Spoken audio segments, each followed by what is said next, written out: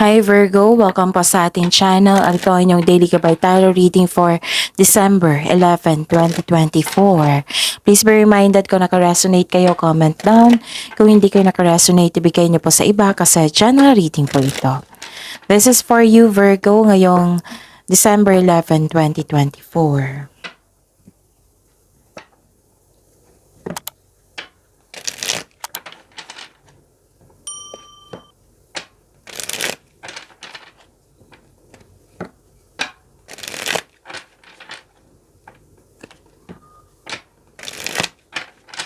Para po ito sa inyo Virgo ngayong December 11, 2024.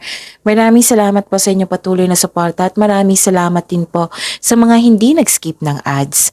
Gamitin ang reading na ito bilang gabay lamang sa mga hindi pa nag-subscribe. Subscribe na po kayo at click bell notification para malaman nyo na may bago tayong video. Para sa mga gusto magpa-reading po, may lumabas dyan sa screen nyo ngayon. Panoorin nyo po at sundin ang instruction. Calling the attention sa mga suki ko dito na Virgo, open na po ang inyong monthly gabay tarot reading for December 2024. May 6 months from now reading tayo at love life reading po. So message me Virgo for schedule. Maraming salamat po. Spirits Guide, mga ganap po para kay Virgo ngayong December 11, 2024. I need 3 cards po.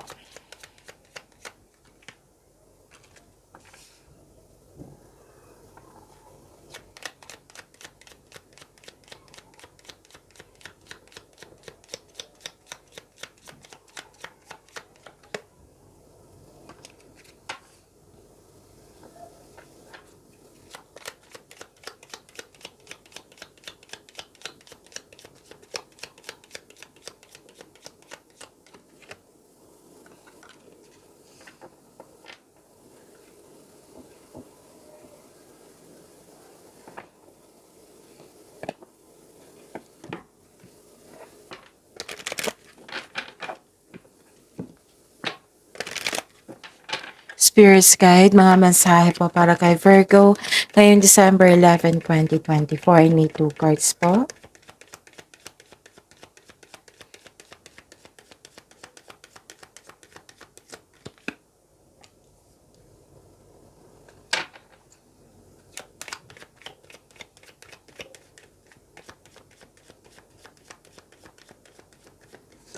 Okay, Virgo, ngayong December 11, 2024.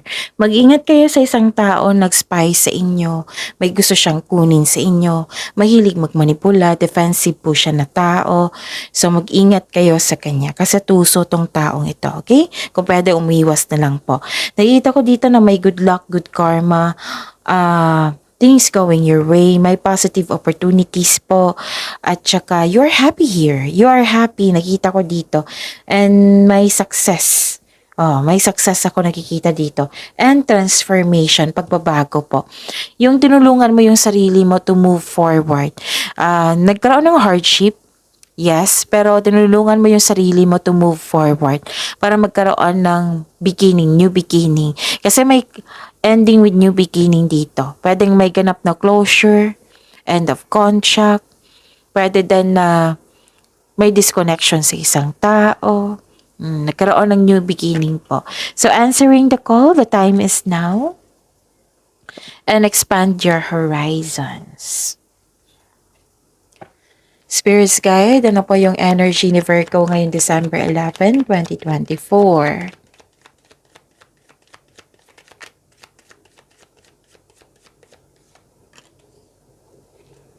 And the clarification of this card po.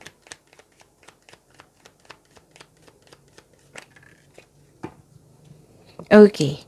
Remember, Virgo, at the end of the day, alam mo na ikaw lang taong may kakayahan at responsable na gumawa ng sarili mong katotohanan at kinabukasan. So, ano yung energy mo, Virgo? Hope and healing. Personal development, nakikita ko rin dito. And may pag-asa kang madama, maging positibo at gumawa ng paraan.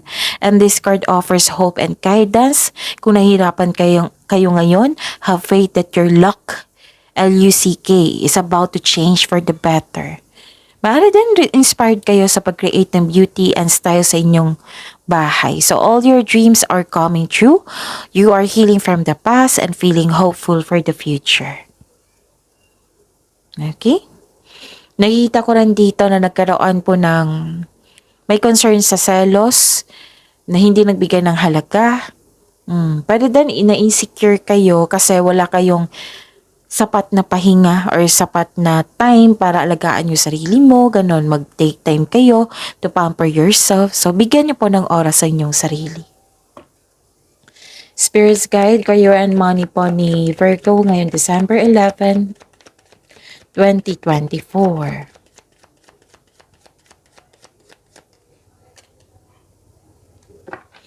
And the clarification of this card po.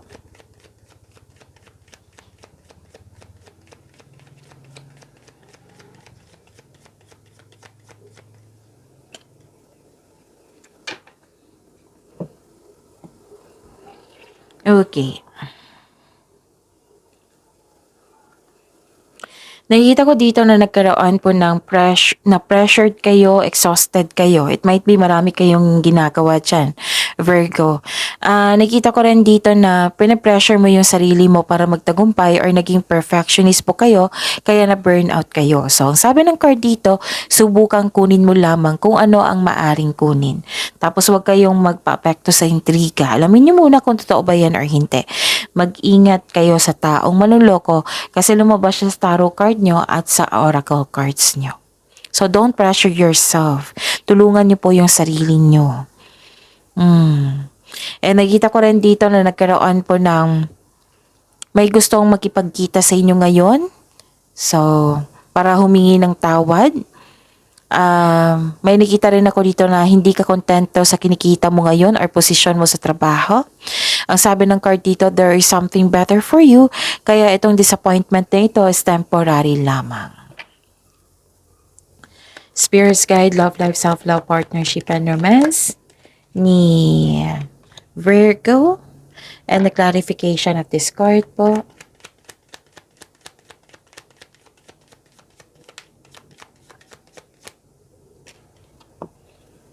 Maraming salamat po sa patuloy na tiwala at suporta sa ating channel.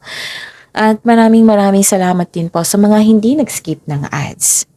Nagkaroon ng delay sa plano, nagkaroon ng disconnection sa isang tao. It may be frustrating or disappointing pero kailangan mo itong pagdaanan, sabi ng card, kasi part ito ng iyong learning journey. So ang gagawin nyo ngayon, be still flexible and patient is what required at this time. Okay? At saka nakita ko dito na nagkaroon po ng